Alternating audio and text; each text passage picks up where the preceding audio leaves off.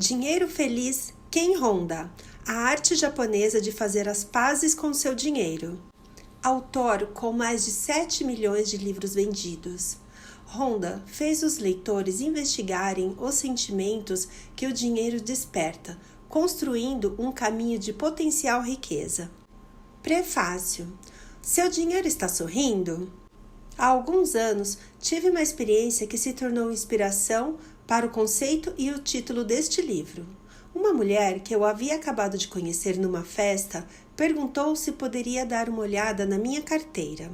Por mais estranha que esta pergunta possa parecer para alguns, na cultura japonesa não é incomum pedir para ver o conteúdo da carteira de alguém.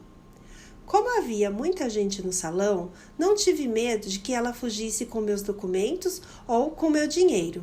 Assim, com alguma hesitação, entreguei para ela a carteira de couro. Fiquei um tanto espantado, quando a mulher foi direto ao dinheiro e começou a tirar todas as notas de valor mais alto, dizendo baixinho enquanto avaliava cada cédula. Esta serve, essa aqui tá boa, essa aqui está boa também. Por um momento, achei que ela estivesse procurando alguma coisa específica. Será que há símbolos ou marcas especiais nas notas? Mas logo percebi que a mulher não estava buscando nada desse tipo. Então ela me surpreendeu de novo ao separar as notas de um modo que eu nunca havia visto. Parabéns, todo o seu dinheiro está bom, disse, colocando de volta as notas reorganizadas e me devolvendo a carteira. Isso é ótimo, falei confuso, porém com certo alívio por ter passado pelo teste. Mas você não me incomoda com a pergunta o que você estava procurando? Eu fui olhar se o seu dinheiro estava sorrindo ou não. Ela começou a me explicar que o dinheiro pode rir ou chorar, dependendo de como foi dado ou recebido. Se foi entregue com culpa, raiva ou tristeza, o dinheiro vai chorar. Por outro lado, se for ofertado com amor, gratidão ou felicidade, o dinheiro vai sorrir. Até mesmo gargalhar, porque está impregnado da energia positiva de quem deu. O dinheiro tem a capacidade de sorrir ou chorar? O dinheiro muda quando é ofertado com uma determinada energia ou sentimento. O quê? Ainda que na época eu já estivesse financeiramente bem e achasse que sabia muito sobre dinheiro, fiquei pasmo com essas ideias. Veja bem, sempre tive muita sorte com dinheiro. Aos 20 anos, decidi que seria feliz e rico, aos 30. Por isso, abri uma empresa de consultoria e contabilidade e ajudei muitas pessoas com suas necessidades financeiras e empresariais. E me saí bem nesse processo. Na verdade, tão bem que aos 29 anos, quando minha mulher e eu estávamos acabando de ganhar uma menininha, pude escolher e escolhi ficar em casa e cuidar dela. Foi um dos períodos mais felizes da minha vida e a melhor decisão que já tomei. Não somente porque pude passar o máximo de tempo possível com a minha filha, mas também porque foi com ela que descobri a minha segunda carreira, ajudar milhões de pessoas a levar uma vida feliz, próspera e tranquila. Isso aconteceu quando eu estava num parque com minha filha, num dia lindíssimo. Brincávamos felizes, quando eu vi uma mãe brigando com a sua filhinha, mais ou menos da mesma idade que a minha. A mulher, atarantada e com pressa, gritava: "Sua mãe precisa trabalhar, vamos para casa." E a criança respondia: "Mas a gente chegou agora, quero brincar mais, por favor." Depois de alguns minutos de batalha, a menina foi embora, relutante, arrastada pela sua mãe. Eu me senti péssimo pelas duas. Sabia que, se a mãe tivesse opção, também preferiria ficar no parque. Afinal de contas, o dia estava lindo e ensolarado. Que pai ou mãe não gostaria de brincar com os filhos ao ar livre? Naquele momento, decidi que precisava fazer alguma coisa. Queria ajudar não somente aquela mulher, mas todos os pais e todas as pessoas que lutam para ganhar a vida.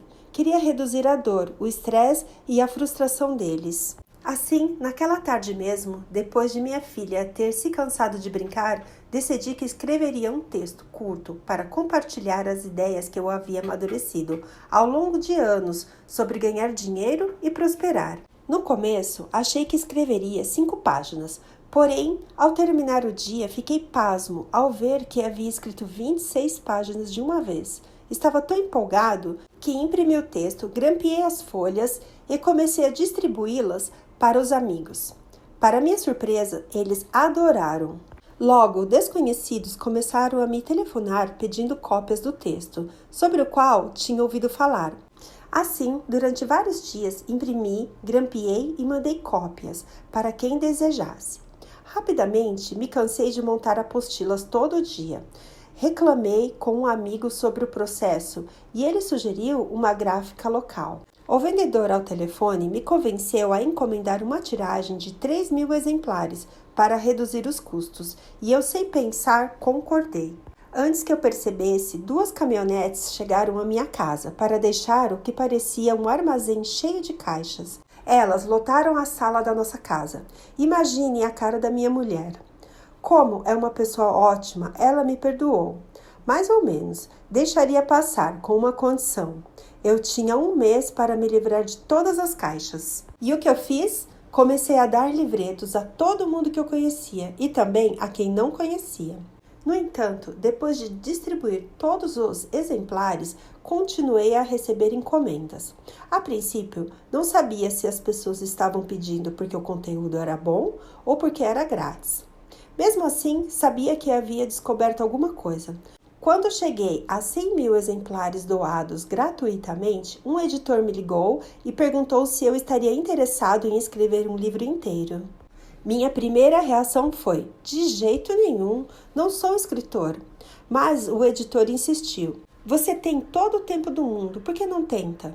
Isso eu não podia contestar. Logo, minha filha iria para o jardim de infância, então o que eu faria com o meu tempo? Achei que poderia escrever, e foi exatamente o que fiz. Desde aquele dia decisivo no parquinho, publiquei mais de 50 livros e vendi quase 8 milhões de exemplares no Japão. Nada mal para um pai aposentado que teve uma ideia enquanto passeava com a filha no parquinho. O que começara com uma ideia repentina e o desejo de ajudar uma mãe trabalhadora se transformou não somente numa carreira, mas também no meu objetivo de vida. Percebi que esse objetivo era ajudar os outros a encontrar o objetivo deles e, ao mesmo tempo, se tornarem prósperos e livres. Desnecessário dizer que depois de escrever 50 livros, achei que havia resolvido bastante bem esse negócio do dinheiro.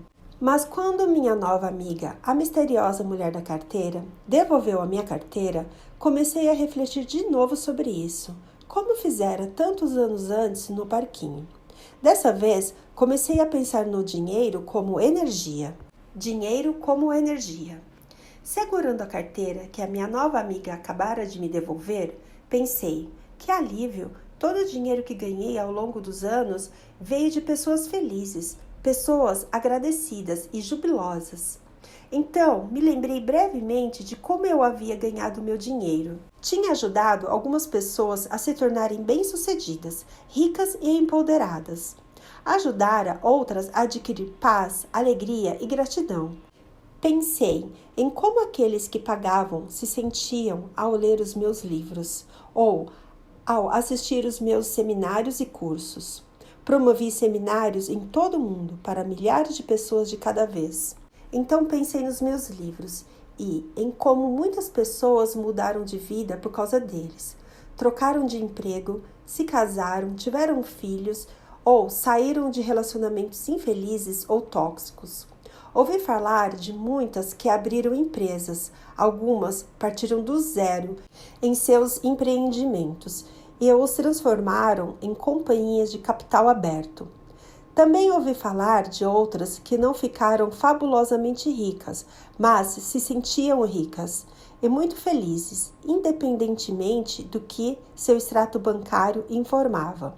Sem o estresse relacionado ao dinheiro, sentiam-se livres para levar uma nova vida. Ainda que eu seja frequentemente chamado de guru do dinheiro ou médico do dinheiro, meu verdadeiro trabalho na última década, como percebi enquanto estava ali, parado, olhando para minha carteira, havia sido ajudar os outros a encontrar ferramentas que já possuíam dentro deles para curar a própria vida e a sua relação com o dinheiro. Então, me ocorreu que sim, Todas as pessoas que tinham me dado seu dinheiro haviam impregnado de sentimentos de gratidão e alegria, uma quantidade enorme de energia feliz. Todo aquele dinheiro sorridente na minha carteira estava ali por causa dos outros. Claro que dinheiro é energia. Comecei então a observar os meus sentimentos e a energia que repasso aos outros quando uso o dinheiro. Permaneci parado por alguns segundos e percebi: nosso dinheiro guarda um mundo de emoções. Muitos caminham com toda essa energia e ela causa impacto não somente em nós mesmos, mas também nos outros. Gostamos de pensar que o dinheiro é apenas uma cifra ou um pedaço de papel, mas ele é muito mais que isso e carrega mais emoções do que imaginamos. Mesmo quando temos consciência disso, como ao nos sentirmos estressados com as intermináveis pilhas de contas, o salário baixo ou a ausência de economias para o futuro, muitas vezes nos sentimos impotentes. Sentimos-nos desesperados e derrotados, ficamos até ressentidos e com inveja de outras pessoas que têm mais do que nós. Há quem desista de tentar merecer mais ou ganhar mais. Em vez disso, dizemos coisas do tipo: é o que é, não podemos fazer nada a respeito. Muitos pensam que o dinheiro é o inimigo ou uma força sombria que nos impede de levar a vida que deveríamos ter ou fazer as coisas que amamos. Poucos enxergam o potencial do dinheiro para trazer alegria, gratidão e felicidade, em especial quando nós o passamos adiante, livremente e com a mesma energia positiva com a qual o recebemos. Depois que minha nova amiga, a misteriosa mulher da carteira, devolveu meu dinheiro, olhei para baixo e pensei nas cédulas que ela havia examinado. E isso me fez refletir: existe tanto dinheiro no mundo, existe tanto dinheiro por aí, nesse exato momento, espalhando felicidade e amor, mas uma quantidade muito grande também está espalhando tristeza e medo. Imaginei se poderia fazer alguma coisa para ajudar a distribuir amor, gratidão, alegria, prosperidade e paz. Imaginei como poderia espalhar o máximo possível de dinheiro feliz. E assim tive uma ideia, como havia acontecido tantos anos antes no parque com minha filha. Escreveria um livro, compartilharia todas essas ideias com os outros, com o maior número possível de pessoas. Este livro, Dinheiro Feliz, é a essência do que eu ensinei e aprendi com tantas pessoas. Tentarei ajudar a você a responder às perguntas que me fizeram ao decorrer dos anos. Como lidar com o dinheiro? Posso ter mais dinheiro sem fazer um sacrifício muito grande? Posso ter paz enquanto estou vivo? O que posso fazer para criar uma vida feliz, realizada, próspera e com propósito? Essas perguntas serão respondidas nesse livro. Assim como meus outros livros mudaram a vida de milhões de pessoas, este mudará a sua. Espero que, com esse livro, você possa olhar sua vida de um modo totalmente diferente e transforme sua relação com o dinheiro. O comentário mais frequente que recebo dos meus leitores é: "Uau, isso é novo! Nunca pensei no dinheiro desse jeito." Espero que você tenha o mesmo sentimento. Espero que este seja o começo da sua vida com dinheiro feliz. Garanto que será uma vida empolgante. Introdução: dinheiro feliz e dinheiro infeliz. Existem dois tipos de dinheiro: dinheiro feliz e dinheiro infeliz. O primeiro é aquele que um menino de 10 anos usa para comprar flores para a mãe no Dia das Mães. Dinheiro feliz é quando, com prazer, os pais economizam um pouco a cada mês a fim de mandar os filhos para uma colônia de férias ou estudar piano. Existem muitas maneiras de transformar o velho dinheiro comum em dinheiro feliz.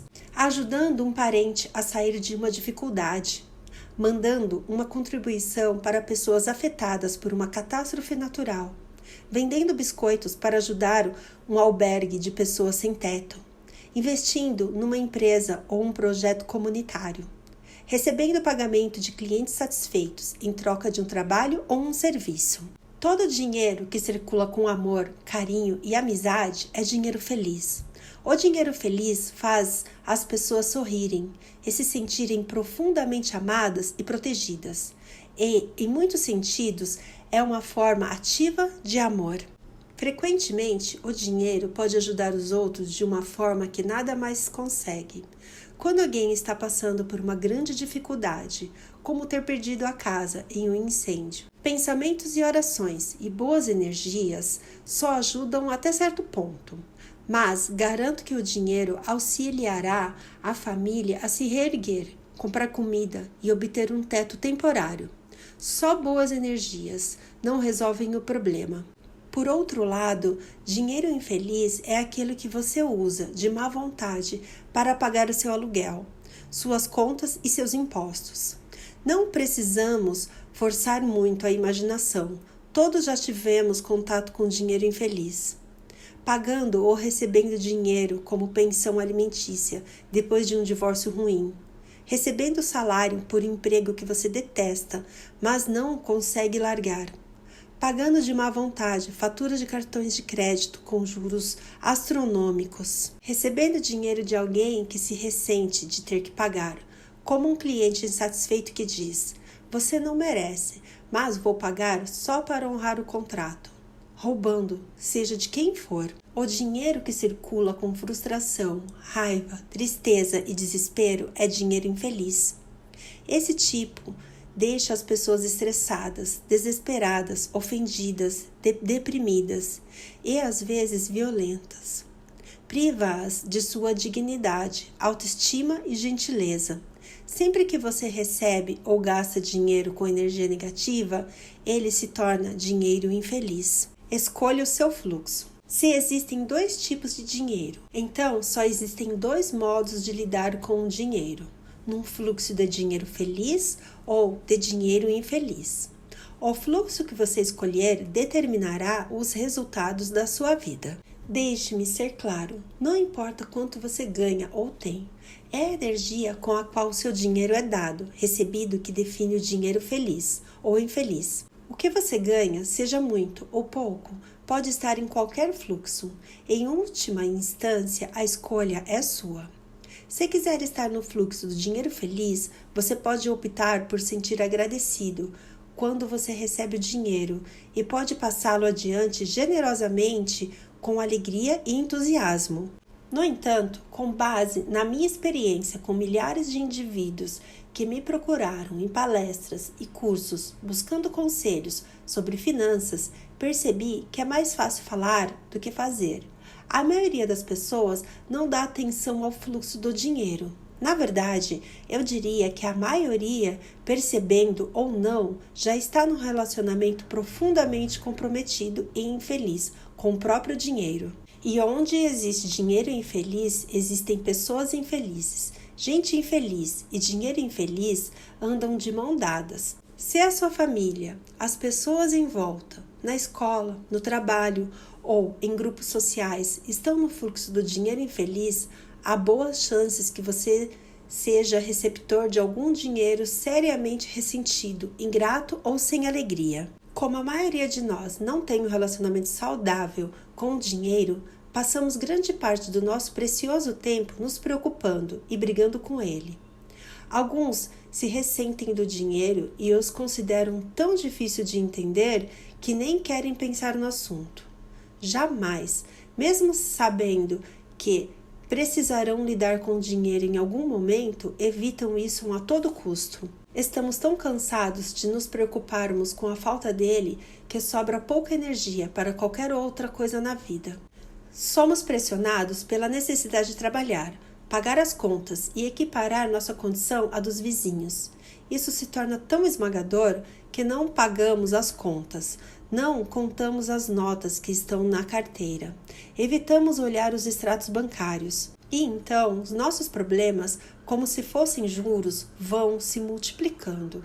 São poucas as pessoas que percebem quanta energia é necessária para pensar no dinheiro e como ele determina até mesmo as nossas decisões mais básicas. Quero que você pare um momento e pense. Seus amigos e sua família são muito diferentes em termos de recursos financeiros e de origem? Seu grupo de amigos está sempre no clube ou a maioria deles trabalha das 9 às 5? Seus amigos têm casas ou carros parecidos? Muitos de nós pensam que é acaso ou sorte conhecermos determinadas pessoas ou nos relacionarmos com elas. Mas há boas chances de que o status socioeconômico determine muita coisa na nossa vida, gostemos disso ou não. Portanto, sim, até certo ponto nossa vida é controlada pelo dinheiro. Quem somos, qual escola frequentamos, onde crescemos, de quem ficamos amigos, com quem fazemos conexões no mundo profissional e como optamos por ganhar e gastar dinheiro. São questões que determinam muita coisa na nossa existência. E eu garanto, não só os pobres e a classe média são afetados pelo fluxo do dinheiro e podem dar e receber dinheiro impregnado de energia negativa.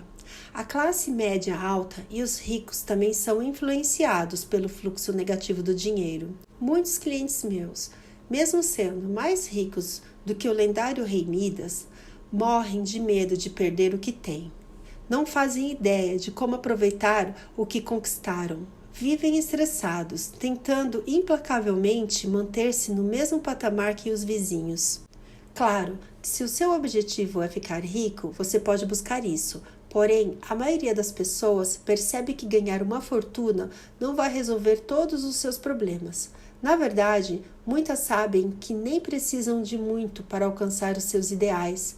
Pelo contrário, o que descobrem como mudar a sua atitude e a sua relação com o dinheiro, curando as feridas do passado ligadas a ele. Parece sentir-se mais ricos, independentemente de quanto possuem. Então, o que é o dinheiro? Durante a segunda metade da minha carreira, me concentrei em curar as feridas relacionadas ao dinheiro.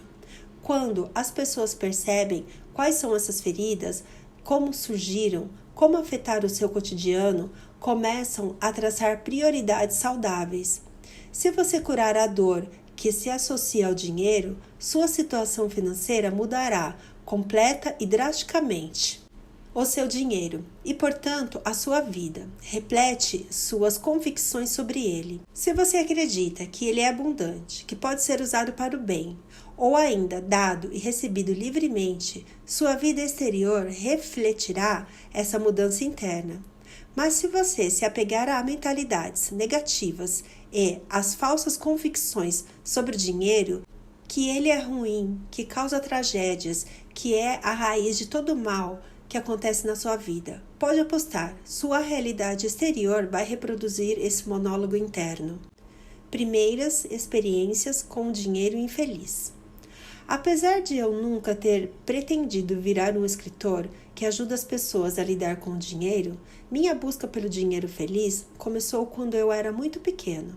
Naquela época, o dinheiro tinha um impacto gigantesco na minha vida e em muitos sentidos. As lições que aprendi na infância permanecem comigo até hoje. Meu pai era contador, dono de um negócio bem-sucedido. Quando seus clientes apareciam, meu trabalho era recebê-los e servir chá. Eu me divertia fazendo perguntas que aqueles empresários bem-sucedidos jamais esperariam de um garoto de 8 anos. Muitos não sabiam como reagir quando eu começava a perguntar sobre os lucros daquele mês, os retornos sobre o capital investido, a taxa de participação ou incentivos para acionistas. Era um passatempo divertido. No início, alguns clientes do meu pai usavam roupas modestas. Num determinado momento, passei a notar que começavam a aparecer com ternos bons e sapatos caros. Muitos haviam trocado carro. Observei que outros, no entanto, pareciam ir na direção oposta. Mesmo entre os clientes que pareciam ricos, com o tempo ficou claro para o meu eu de 8 anos que a maioria das pessoas podiam ser dividida em 2 grandes grupos, os irritados, apressados e ocupados, e os serenos, contentes e felizes. Numa tarde, aconteceu algo que me deixou completamente chocado e jamais esqueci. Cheguei da escola e encontrei meu pai, que sempre havia sido estoico, chorando. Aquele era o homem que tinha me ensinado karatê e kendo, Tinha me ensinado a enfrentar os valentões e proteger os mais frágeis. Não consegui pensar em nada que pudesse levá-lo a chorar, mas ali estava ele, num contraste nítido com seu jeito costumeiro, aparentemente desmoronando diante dos meus olhos. Minha mãe me puxou de lado e disse que seu pai se sentia responsável por uma tragédia. Um de seus clientes tinha assassinado toda a família e depois se matado. Alguns dias antes, meu pai lhe havia negado o empréstimo pelo qual o sujeito tinha implorado, em desespero. Ele se sentia culpado. Mais tarde, fiquei sabendo que, apesar de inicialmente ter recusado, meu pai pretendia emprestar o dinheiro. Numa data posterior, queria ajudar a família do cliente a se recuperar de uma situação financeira ruim, mas desejava impedir que o dinheiro caísse diretamente nos bolsos de agiotas que lucrariam com o sofrimento daquelas pessoas. Com o coração pesado, meu pai organizou o enterro. As consequências de seu ato jamais abandonaram a sua mente, e ele caiu num período de depressão sombria. Começou a abusar do álcool, nunca se recuperou totalmente. Seu sorriso desapareceu e o da nossa família também. Foi devastador. Até então, eu nunca havia olhado o dinheiro com sentimentos que não fossem positivos. As crianças não associam inerentemente dinheiro a medo. Pela primeira vez, percebi que podia trazer muito mais do que sucesso e felicidade. Bastava um erro e você podia perder toda a família. Essa lembrança deixou em mim uma impressão nítida das consequências funestas do dinheiro. Nesse dia, decidi que quando crescesse e me casasse, buscaria segurança financeira, de modo que minha família jamais tivesse um destino parecido. Embora eu fosse jovem demais para ter plena consciência disso, esse evento impactou toda a minha visão sobre o dinheiro. De que adiantava minha família estar confortável financeiramente se as pessoas ao redor passavam por tantas dificuldades? Afinal de contas, somos sempre afetados e influenciados pelos mais próximos. Resolvi buscar o significado do dinheiro. Qual era o propósito dele? Alguns anos depois, observei uma espécie de fenômeno. O Japão passava então pelo que mais tarde seria chamado de economia da bolha. Voltei a testemunhar diretamente a relação das pessoas com o dinheiro. O que acontecia quando elas tinham muito e de repente perdiam tudo. Na faculdade, procurei os professores qualificados que pudessem me ensinar sobre negócios e dinheiro. Outra vez, reconheci uma dicotomia. Havia dois tipos de pessoas ricas, as felizes e as infelizes. As felizes pareciam ter um excelente relacionamento com a família e todas amavam o seu trabalho. Além disso, eram muito respeitadas por seus funcionários e clientes. Estavam dispostas a tirar a roupa do corpo para dar a quem precisasse. Por outro lado, observei os ricos infelizes. Pensavam em quanto dinheiro a mais poderiam ganhar e em como aumentar sua fortuna. Só conseguiam pensar em criar novas empresas e em se aproveitar das pessoas sem infringir leis. Eram os clássicos picaretas de duas caras. Costumavam tratar mal os empregados e eram grosseiros com os garçons e motoristas, mas se comportavam bem com quem podia lhes dar dinheiro ou ajudá-los a progredir. O que fazia com que os dois tipos fossem tão diferentes?